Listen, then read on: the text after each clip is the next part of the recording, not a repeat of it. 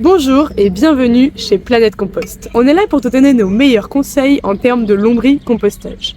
Si tu ne sais pas encore ce que c'est, je t'invite à consulter nos réseaux sociaux et la partie lombricompostage de notre site internet. Le sujet du jour, quand ça ne se passe pas comme prévu. C'est parti.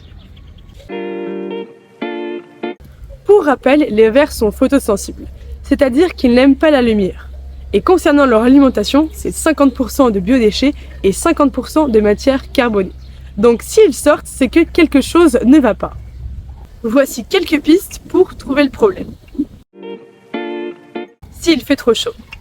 Lorsqu'ils ont trop chaud, les vers ont tendance à coller les bords de votre lombricomposteur. Si c'est le cas, il va falloir trouver une pièce plus adaptée. Je vous renvoie aux vidéos concernant les bonnes conditions et les saisons pour en apprendre davantage sur le sujet. S'ils n'aiment pas un aliment. Avant de mettre en grande quantité un aliment que vous n'avez jamais testé, mettez-en une petite poignée dans un coin de votre lombricomposteur. Si votre biodéchet est rapidement composté, c'est que vos vers aiment bien. Donc vous pouvez y aller et en mettre davantage. En revanche, s'il n'a pas été composté, c'est que vos vers ont du mal à le digérer. Et c'est la même chose pour les aliments acides. Un aliment trop acide risque de dérégler le pH de votre lombricompost. Pour le corriger, vous pouvez apporter 2 cuillères à café de coquilles d'œufs broyées par semaine.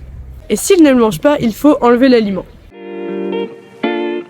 L'apparition de moisissures.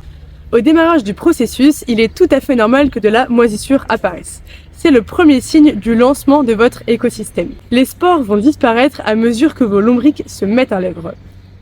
En revanche, si vous constatez que de la moisissure apparaît au bout de quelques mois de lancement, c'est le signe que vous ajoutez peut-être de la nourriture en trop grande quantité et trop rapidement.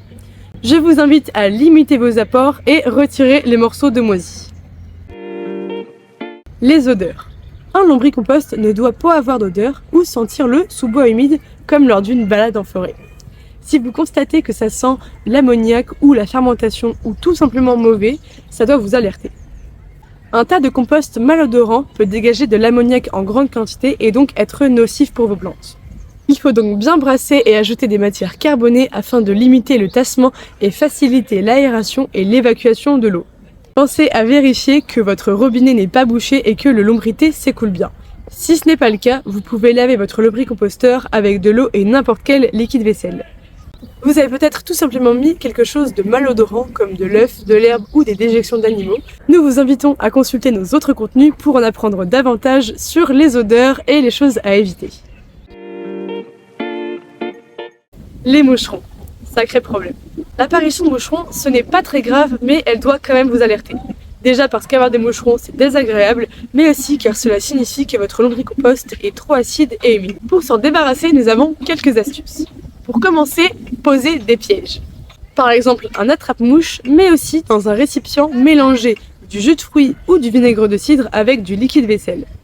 Et posez cela à proximité de votre lombricomposteur. Je vous conseille d'emballer vos apports dans une feuille de journal et en particulier les fruits. Si vous en avez un, je vous conseille de retirer le tapis de chambre ou le tissu organique que vous avez placé sous le couvercle pour l'humidité. Les moucherons aiment beaucoup s'y faufiler. Lavez bien les bords humides et le couvercle de votre lombricomposteur et stoppez les apports de biodéchets pendant quelques jours. Et ça devrait régler le problème. J'espère sincèrement que ces lombriconseils vous auront plu. Si vous en voulez d'autres, je vous invite à consulter nos réseaux sociaux et la partie blog et FAQ de notre site internet. Je vous dis à très bientôt pour un prochain lombriconseil. Salut!